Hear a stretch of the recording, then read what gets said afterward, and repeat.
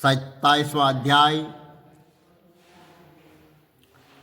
और एकादशी की व्रत कथा, जया एकादशी व्रत कथा। तो पहले माघ मातम सुनते हैं, फिर एकादशी की कथा सुनते हैं। हरि ओम।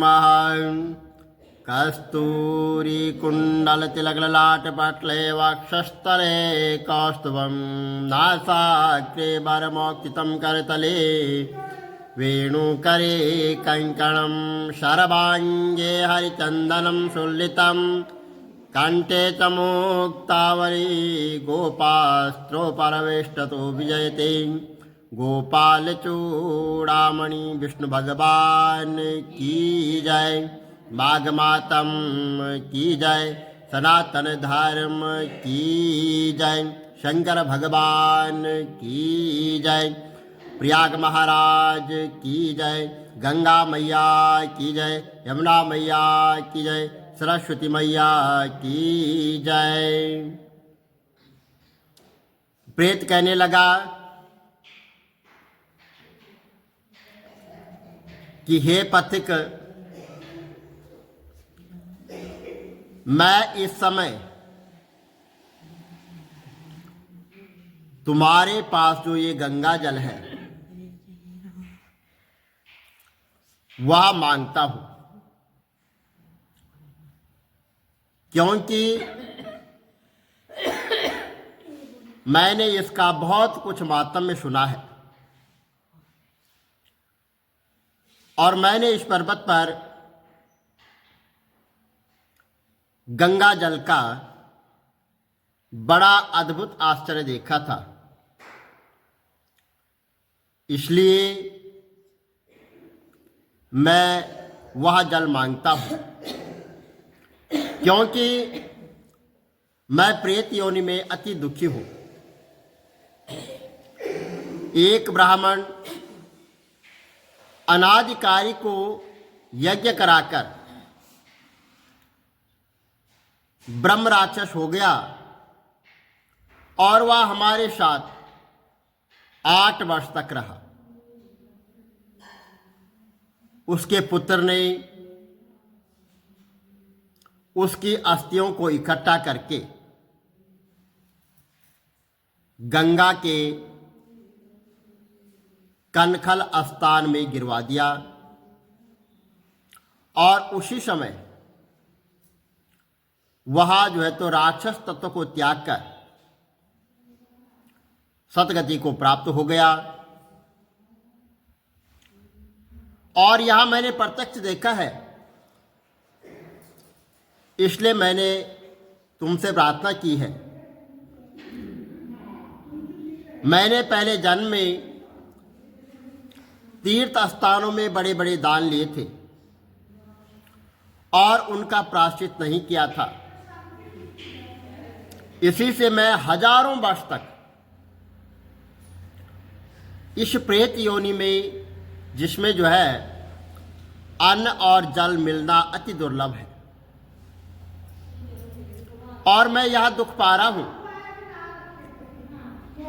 इस योनि में मुझको हजारों वर्ष बीत गए और इस समय आप जल देकर मेरे प्राणों को जो कंठ तक आ गए हैं उनको बचाओ, क्योंकि जो लोग कुष्ठ आदि रोग से भी पीड़ित हैं वो मनुष्य भी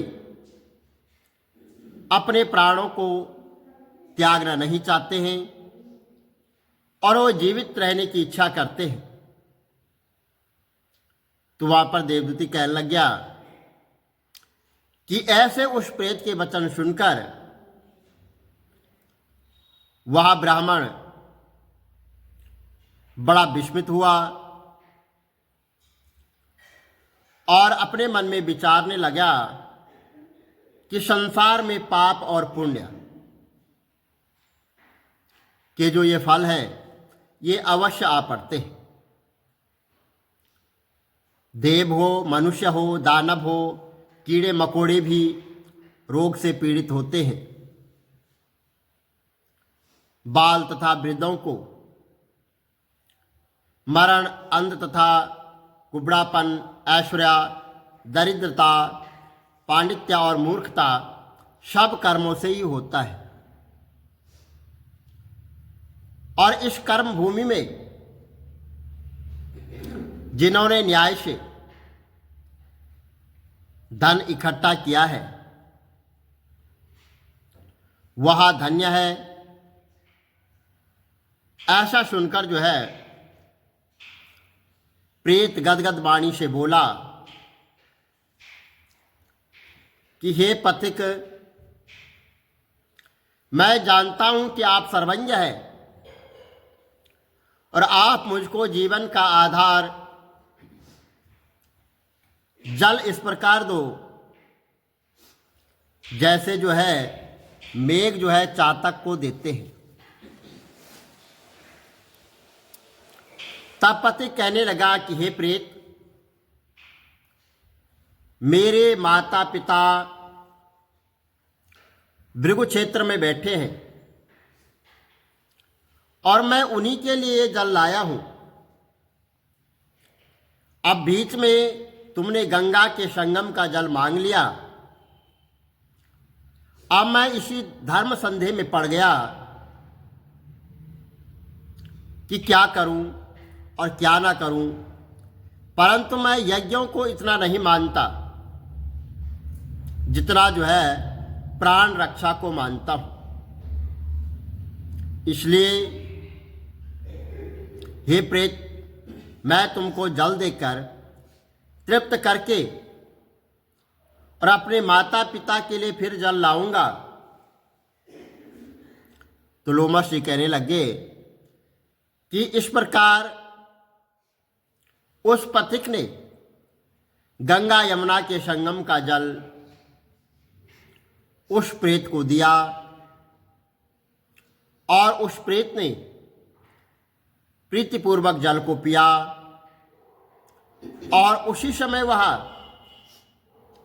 प्रेत शरीर को छोड़कर वह दिव्यधारी हो गया और केवल कहने लगा कि बिंदु मात्र गंगा जल में वह प्रेत ही मुक्त हो गया।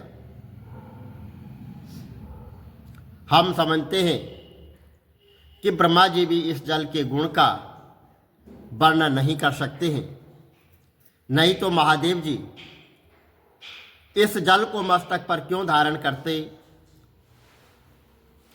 इस संसार में जो मनुष्य अपने कर्म से, वचन से और मन से, काया वाचा मनसा के पापों से रंग गए हैं, वह गंगा जल के बिना कभी नहीं धुल सकते और गंगा जल के सेवन से मुक्ति सदा सन्मुख खड़ी रहती है। जिसके जल को स्पर्श करते ही प्रेत तत्व को छोड़कर मुक्ति को प्राप्त होते हैं। जो गंगा स्नान करता है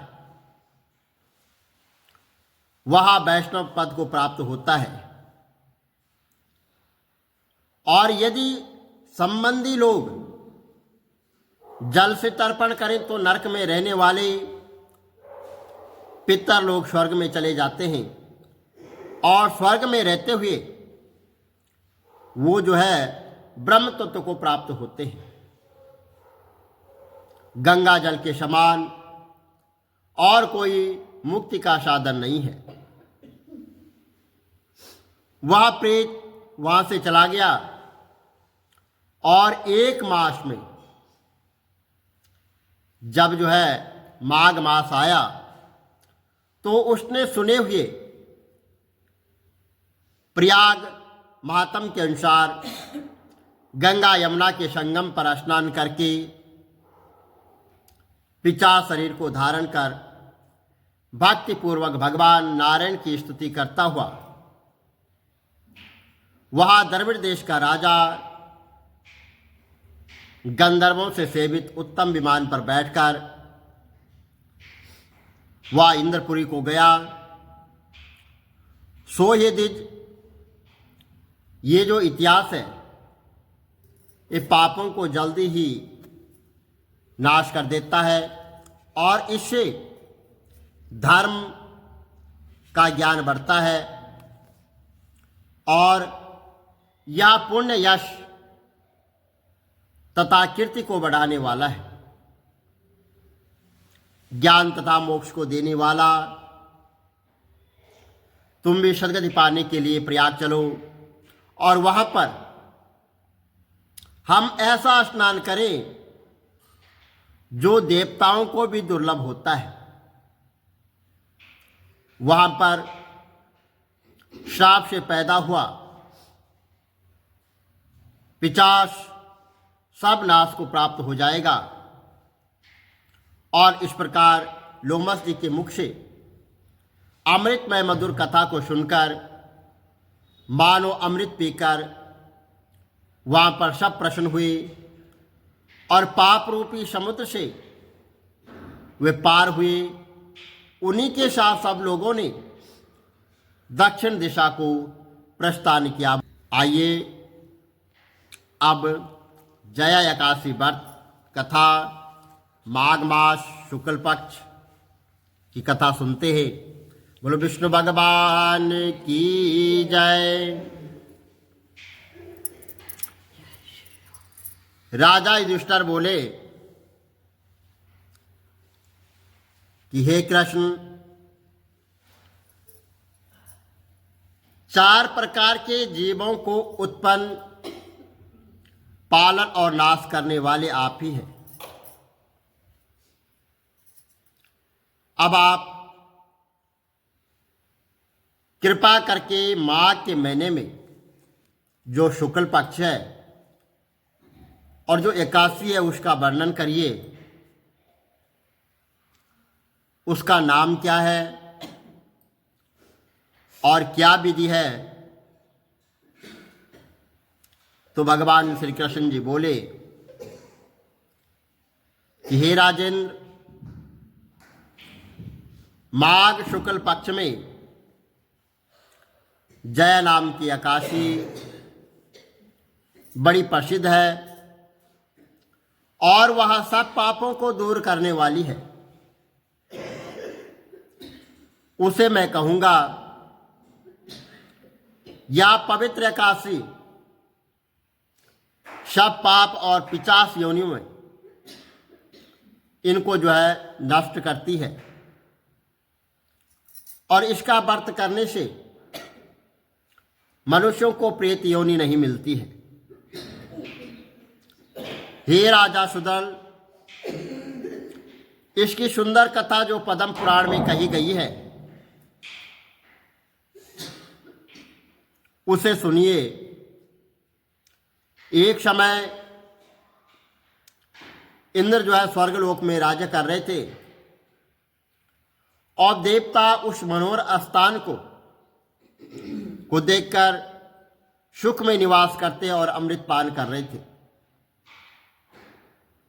अप्सराएं उनका सेवन करती और वहां पर कल्प वृक्षों से शोभित नंदन वन था। तो एक समय वहां जो है इंद्र ने बहुत प्रसन्नता से जो है 50 करोड़ नायिकाओं से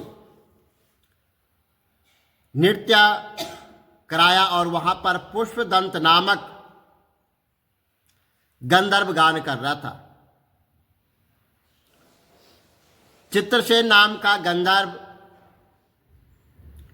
उसकी पुत्री मालिनी और चंद्रसेन की स्त्री वहां पर आई और मालिनी का पुत्र पुष्पवान और पुष्पवान का पुत्र माल्यवान था। पुष्पवंती नाम की गंधर्वी माल्यवान गंधर्व पर मोहित हो गई और कामदेव के पहने बाणों से उसका शरीर घायल हो गया। उसने अपने सुंदर स्वरूप भाव और कटाक्ष से माल्यवान को अपने वश में कर लिया और इंद्र को प्रसन्न करने के लिए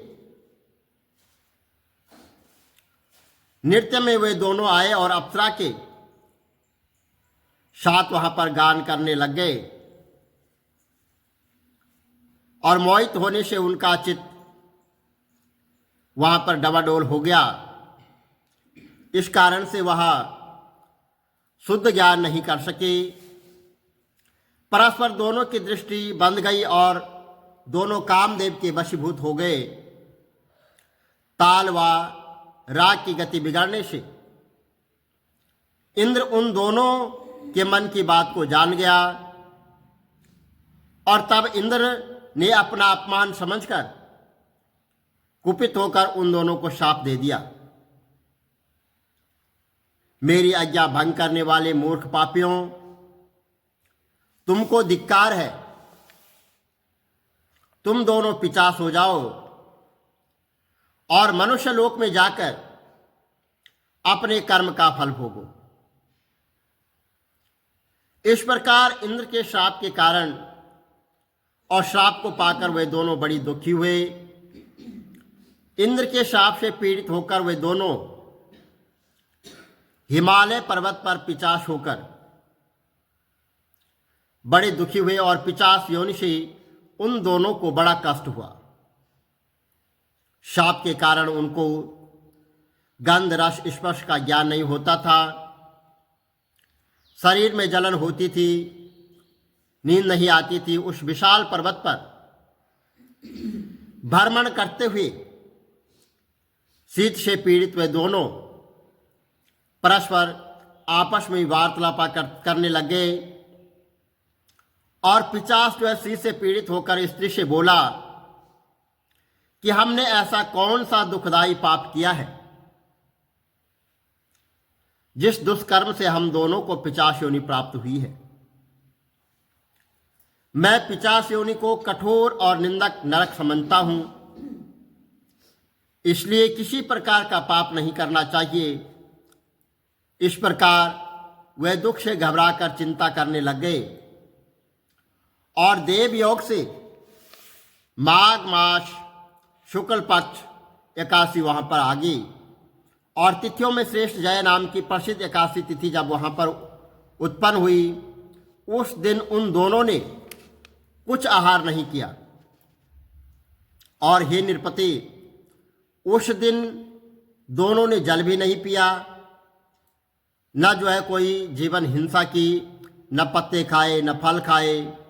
वे दोनों दुखी होकर एक पीपल के पेड़ के पास खड़े हुए और उसी तरह वहां पर पड़े रहे। और उनको जब सूर्य अस्त हो गया, रात में जाड़े से कांपने लगे और जड़ शरीक हो गए। शरीर और भुजाओं में प्रस्फल अंजन हुए, पड़े रहे, न नींद आई न सुख मिला। और हे राशुदल, इस प्रकार इंद्र के शाप से पीड़ित उन दोनों दुखियों की रात्रि बड़े कष्ट से व्यतीत हुई। परंतु एकादशी के व्रत और रात्रि जागरण करने से उन दोनों को व्रत के प्रभाव से जो फल मिला उसे सुनो। हे नृपति, जया एकादशी का व्रत करने से और भगवान विष्णु के प्रभाव से द्वादशी के दिन दोनों जो है पिशाच योनि से छूट गए और पुष्पवती और माल्यवान पहले की तरह रूपवान स्नेहयुक्त और आभूषणों से सुशोभित हो गए।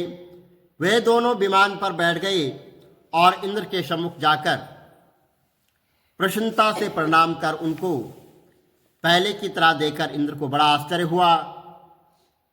और इंद्र बोला कि किस पुण्य के प्रभाव से तुम्हारी जो है पिशाच योनि दूर हुई और किस देवता ने तुमको मेरे श्राप से छुड़ाया।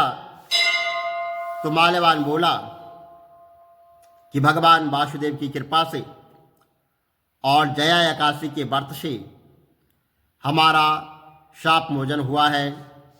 फिर इंद्र बोला कि एकादशी का व्रत और भगवान विष्णु की भक्ति करने से तुम पवित्र हो गए हो। जो मनुष्य भगवान शिव तथा विष्णु की भक्ति में लीन है वह निसंदेह हमारे भी पूजा और वंदनीय है। अब पुष्पवती के साथ स्वर्ग में सुख से विहार करो। हे राजन, इसलिए जो है जय एकादशी का व्रत अवश्य करना चाहिए। जो कोई श्रद्धा और भक्ति से जय एकादशी का व्रत करता है वह जो है करोड़ों कल्प तक वैकुंठ में आनंद करता है और इसके पाठ करने से और सुनने से अश्वमेघ यज्ञ का फल प्राप्त होता है। बोलो विष्णु भगवान की जय, लक्ष्मी नारायण भगवान की जय। श्री कमल नेत्र कटी पीतम्बर अधर मुरली गिरधरम मुकुट कुंडल कर लुट किया श्याम रे राधे वरम। श्री कूल यमुना धेनु आगे मनहरम पीत वस्त्र गरुड़ वाहन चरण शुक नित सागरम। करत केल कलोल निस्तिन कुंज भवन उजागरम। अजर अमर अडोल निशल पुरुषोत्तम अपरापरं। दीननाथ दयाल गिरधर कंस हेणा कुशहनम। गल फूल माल विशाल लोचन अधिक सुंदर केशवम। वंशीधर वसुदेव चाय वाली चल श्री वामनम। जल डूबते गजराक लीनो लंका जो रावणम। सप्तदीप नव खंड 14 भवन कीनो इक पदम। द्रौपदी के लाज राखी कहाँ लोपमा करम। दीननाथ दयाल पूरण करुणमय करुणा करम। कविदात दास विलास निनाम जप नित नागरम। प्रथम गुरु के चरण बंदो यश ज्ञान प्रकाशितम। आदि विष्णु जुगादि ब्रह्मा सेवते शिव शंकरम। श्री कृष्ण केशव कृष्ण केशव कृष्ण यदुपति केशवम। श्री राम रघुवर राम रघुवर राम रघुवर राघवम। श्री राम कृष्ण गोविंद माधव वामनम। मत्स्य कचवाराह नरसिंह पाई रघुपति पावनम। मथुरा में केशव ब्राजे गोकुल बाल मुकंद जी। श्री वृंदावन में मदन मोहन गोपीनाथ गोविंद जी। धन्य मथुरा धन्य गोकुल जहाँ श्रीपति अवतारे। धन्य यमुना नीर निर्मल ग्वाल बाल सखावरे। नवनीत नागर कृत निरंतर शिव चर मन मोहितम। कालादि तट करत्र क्रीड़ा बाल अद्भुत सुंदरम। ग्वाल बाल सब शक विराजे संग राधे भामिनी। वंशीवट तट निकट यमुना मूल किटेर सुहावन। धज राधे विष रघुवंश उत्तम परम राजकुमार जी। सीता के पति भक्तन के गति जगत प्राण आधार जी। जनक राजा पनक राके धनुष बाण चढ़ावहीं। सती सीता नाम जाके श्री रामचंद्र प्रणामहि। जन्म मथुरा केल गोकुल नंद के हृदय नंदनम। बाल लीला पतित पावन देवकी वसुदेवकम। श्री कृष्ण कलिमल हरण जाके जो भजे हरि चरण को। भक्ति अपनी देव माधव भव सागर के तरण को। जगन्नाथ जगदीश स्वामी श्री बद्रीनाथ विशंबरम। द्वारिका के नाथ श्रीपति केशवम प्रणवयम। श्री कृष्ण अष्टपद पढ़त निस्तिन विष्णु लोक सगच्छतम। श्री गुरु रामानंद अवतार स्वामी कविदत्त दास समाप्तम। श्री कमल नेत्र समाप्तम। विष्णु भगवान की जय।